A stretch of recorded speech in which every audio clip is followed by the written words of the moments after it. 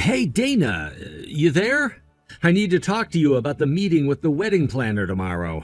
Uh-oh, that doesn't sound good. I'm really sorry, babe, but the boss just called me into his office, and I'm gonna have to work tomorrow. So yeah, I bet you've already guessed it, but I'm not gonna make it. Oh no. But wasn't tomorrow supposed to be a day off for you?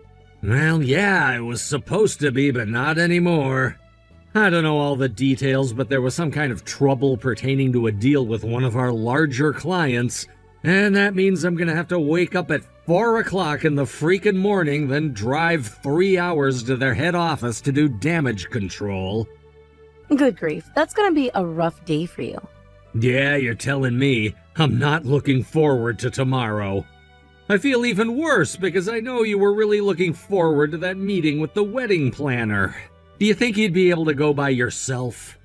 I guess I could go by myself. But tomorrow was the day we were supposed to decide on the final details. I would really prefer it if you could come with me too, Mick. I'm sorry, Dana. I've got an idea. How about I ask them if the meeting can be rescheduled to next week? Let me look at my schedule. Nah, next week's no good for me either. I got a big project deadline coming up on Friday. Now that I'm gonna have to head out of town tomorrow, it's doubtful that I'll finish it up by then. I trust you to make the right decisions about everything. Is it all right if I leave it all to you? Alright, if that's what you want. Oh, I know. I'll invite one of my friends to come along with me. I can be kind of indecisive at times, but you know that. If I didn't have someone with me to push me to make a decision, I'd be there all day. And if all my friends bail out on me, I can always force my mom to come. I really hate to drop all of this on you, Dana. Hey, tell you what, you can go ahead and take whoever goes to the meeting with you out to dinner, anywhere you want. My treat. Oh, shoot, that's right, I'm not gonna see you until next week. Okay, well, whatever you end up eating, just save the receipt and I'll pay you back for it when I'm back in town. No, you don't need to go to that much trouble. I can pay for dinner myself. Plus, in just a few months, our finances are all going to be pooled anyway. So what's the difference between me paying and you? Hey, that's still 2 months away from now. Seriously, I insist. Keep the receipt and I'll give you the money for it when I see you. Are you sure? Well, if you insist. I think I might just be in the mood for some 5-star French cooking. Whoa there, let's not get carried away now. Don't go and spend a month's rent on one stinking meal, got it?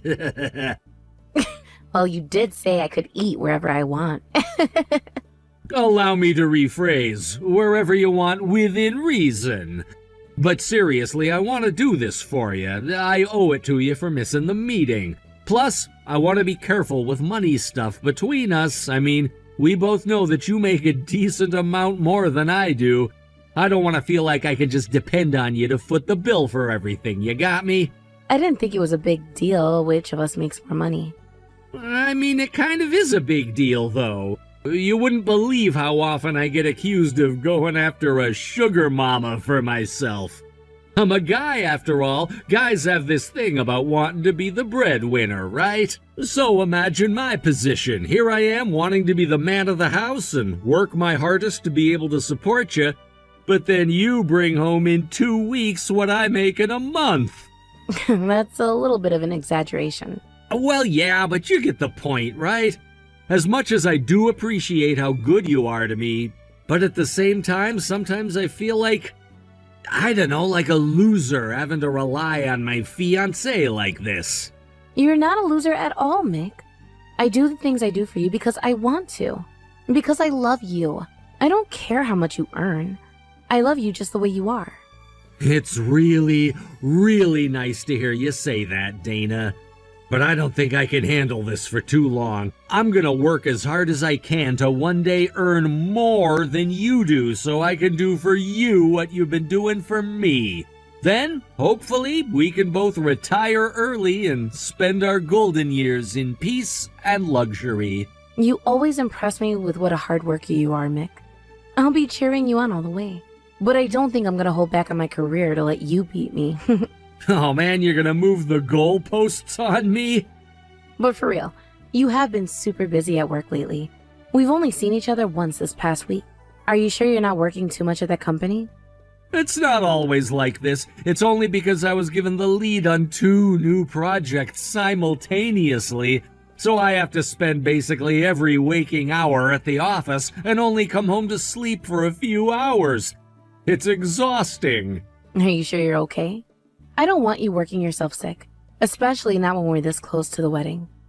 Don't worry, you know me. I'm as healthy as a horse. It's nothing I can't handle. Although lately I've been too busy to eat most days. I've lost about 5 pounds over the last few weeks.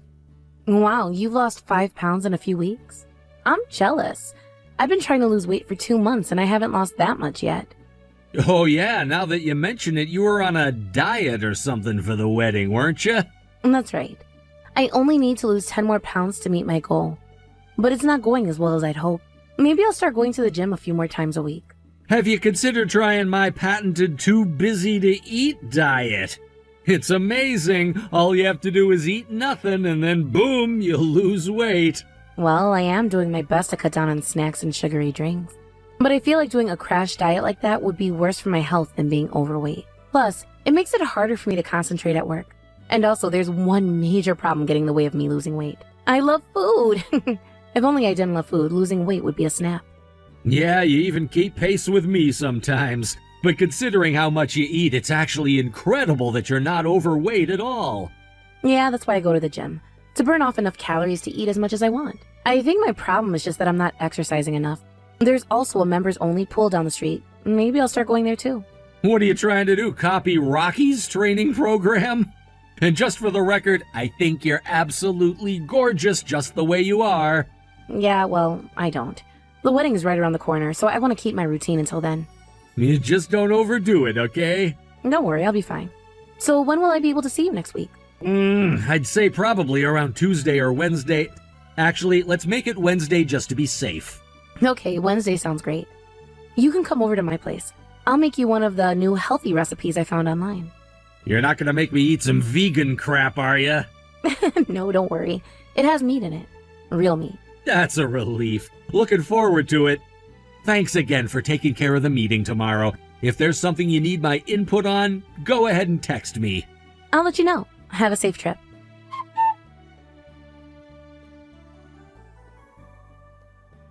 Hey, Mick. This may be a weird question, but did you by any chance come by my house today? Huh? Yeah, that is a really weird question. No, I haven't been there. I'm at work right now. Why do you ask? I just got home a little bit ago, and I don't know. But something seems different. I can't put my finger on it. But it feels like it's not the same way I left it this morning. But if you're saying you didn't stop by, I guess maybe it's just my imagination. Wow, that's kind of spooky when you say it like that. Are you sure it's safe to be inside right now? Yeah, it's fine. I just did a sweep through the whole house and no one else is here. What? You did that on your own? Good grief, Dana, that is a really bad idea. If you think someone broke into your house, you should either call the police or else have someone else there with you. Ah, now that you mention it, I probably should have done that. I'm sorry, I wasn't thinking at all. Well, we can be glad that this time around there wasn't anyone in your house. But the next time this happens, you get right back out and call me or the cops, okay? Even if it turns out there's no one there, it's better safe than sorry. You're absolutely right. I'll be sure to do that if it ever happens again. But I think I might have just been thrown off by how messy my house is. Yeah, you never have been one for keeping your place neat and tidy.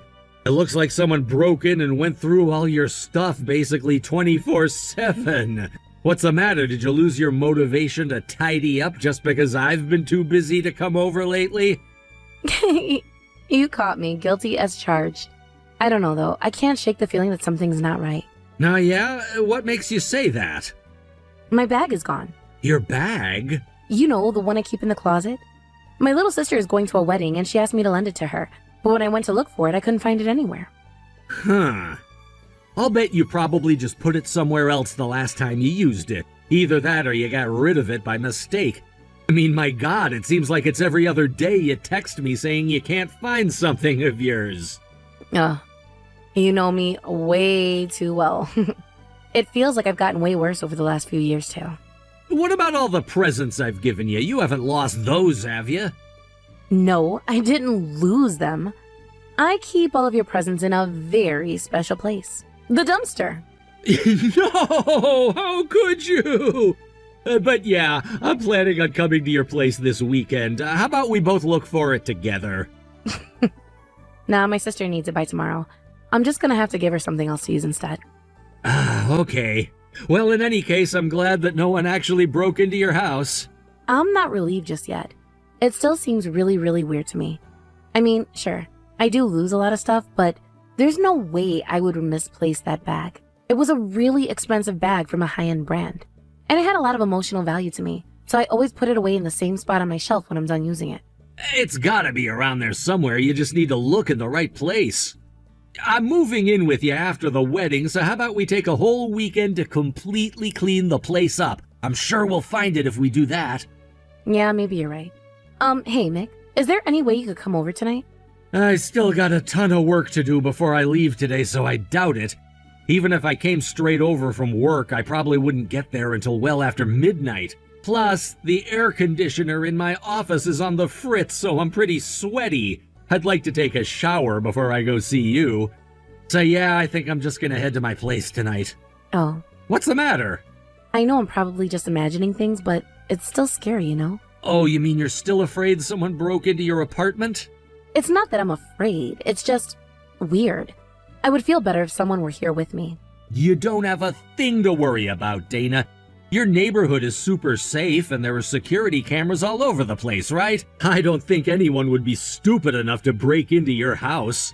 Plus, the only thing that's missing is your bag. If it was actually a thief, you have way more valuable stuff than that. Like, you think they would skip over your computer, jewelry, cash, and that stuff, but take some bag in your closet?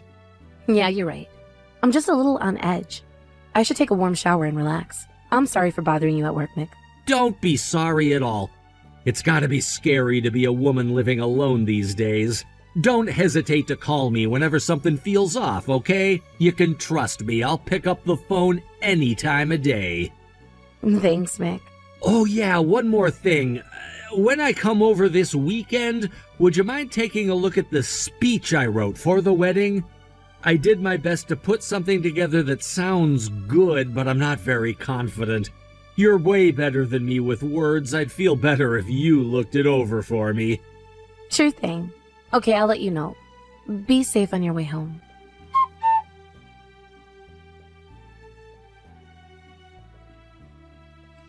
Dana, where are you? Please, I'm begging you, call me, text me, anything.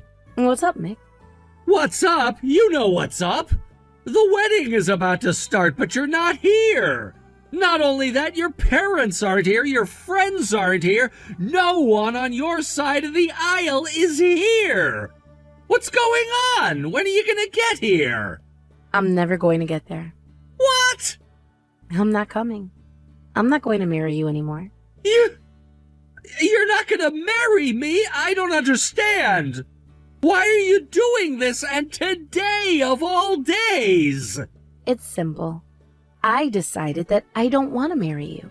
That's all. But don't worry. You can still have a wedding without me. My replacement should be arriving at the chapel shortly. Your replacement? Dana, what the hell has gotten into you? You're calling off the wedding and our engagement on the morning of the wedding? The guests are all already here. Do you know how far my parents had to travel to get here today? And you owe me a better explanation than you just don't want to anymore. We can talk about all of that later, though. Hurry up and get over here now. I will not allow you to humiliate me like this. What are you getting so angry about? I told you my replacement will be there soon. You can get married to them. I'm not coming. You're not making any sense. Why would I marry your replacement, whoever the hell that is? Enough joking around. I'm not joking. I'm being totally serious. I don't believe this. So you're really not coming, and this replacement is actually on the way? Yep. This is a nightmare. What's your angle, Dana, huh? What are you trying to say? How many times are you going to make me say it? I decided that I'm not going to marry you. Ever. We're breaking up. I wouldn't have to keep asking you if you'd give me a straight answer. I'm sure things will make perfect sense once Erica arrives. Erica? I talked to Judy and Kayla too, but they weren't too thrilled about the whole situation. As a matter of fact, those two said they were going to sue you for marriage fraud. Erica was the only one of them who seemed happy that she would be able to marry you. Wait! I bet you're wondering how I knew the names of all three of your mistresses. I had you checked out, very thoroughly. You really screwed up, Nick. This isn't what you think, Dana. If you would just give me a moment, I can explain everything. I'm not the least bit interested in hearing any ridiculous excuses out of you. And just so you know, none of the people I invited are coming today. I explained the situation to them already. So you can go ahead and explain why this is happening to your guest.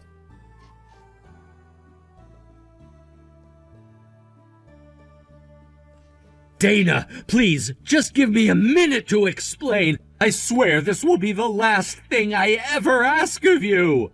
I'm gonna hold you to that promise. Finally! I've been trying to get a hold of you ever since the wedding. Start talking. Okay, I will. I'm really sorry for what I put you through, but it's all a misunderstanding. Oh? Exactly what am I misunderstanding? I was never serious about Erica, Judy, or Kayla. I am so sorry for cheating on you. I was about to get married, you know? I wanted to have one last hurrah. You've been texting and calling me nonstop for 3 days to tell me that. You have got to be kidding me. I don't know what any of them told you, but don't believe anything. They're all just telling you a pack of lies to make you hate me. I have to say, Nick, I find your mistress's stories much more convincing than yours. It becomes even more real when I think that I could easily be in their position right now if circumstances were slightly different. That's not true! You were the only one I ever truly loved! I never cared one bit about any of them! What I find the most intriguing is that you've been seeing all of us for just about the exact same amount of time.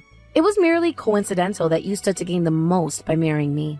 I'm telling you, it's not like that! I love you, Dana! That's odd. Usually people don't break into their loved ones' houses to steal their things. Huh? You remember a month ago when I thought someone broke into my house? Yeah? Ever since that day, I started placing security cameras inside my house. Sure, all I lost was that one bag, but it was still concerning to me. Then, a few days later, I checked them. And what do you suppose I found? I don't know. I found you, rummaging through the things in my bedroom. This time, you took a scarf and a belt, both from the same brand as the bag you stole. What makes you so sure it was me? Might be a guy with a similar height and build. I'm a pretty average-sized guy, after all. Give it up, Mick. You're not fooling anyone with these lies. First of all, you're the only person other than myself with a key to my house. And your face was on the camera, too. So unless you've got a secret twin somewhere out there, you're not getting out of this. I think the police might be interested to see that footage. Shall I show it to them and ask what they think? No, please don't. Then admit it. Okay, it was me, but I have a very good reason. I borrowed a lot of money right when I got out of college, and I've never been able to pay it off. I was terrified of what you'd say if you found out about it, so I thought it would be for the best to pay it all off before we got married. So you decided that stealing from your fiancé would be better than admitting that you're in debt? That's worse, Mick. Don't you see how that's worse? Hey, I've never stolen anything you use regularly.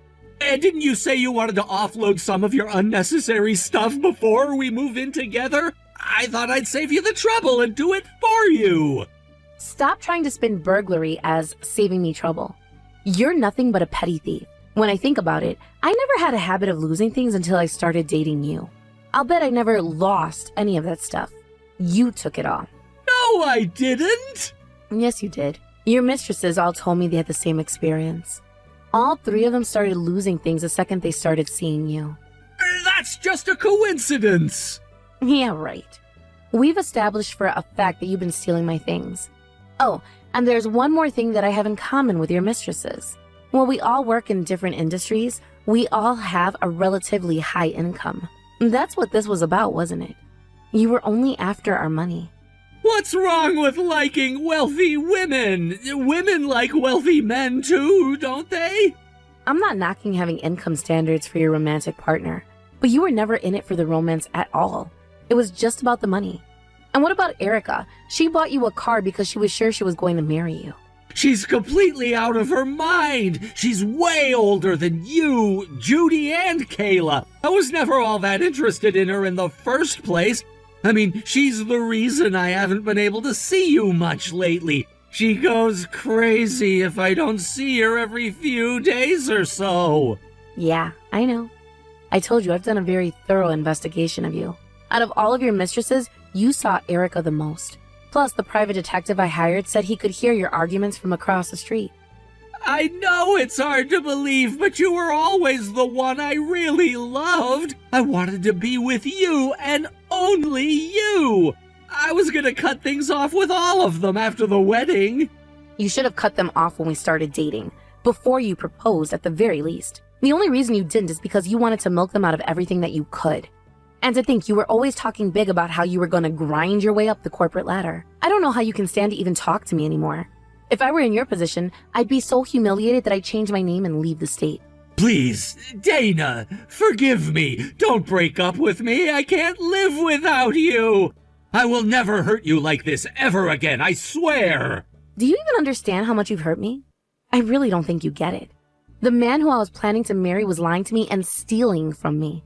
I would have preferred it if you stuck to just having an affair. That would have been easier to forgive. I'll give you back every cent of the money I got from selling your stuff. Would you forgive me then? It's not about the money. As far as I can tell, you've only stolen a couple $1,000s worth of my stuff. I can make that back in no time. But no matter how much time passes, you will never be able to pay me back for the damage you did to my heart. I'm going to the police and providing your mistresses with as much information as I can to help them when they sue you. Don't do this to me, please. I'll devote the entire rest of my life to you. I don't have any room in my life for a fraudster like you. I'd much prefer you spend the rest of your life in a jail cell.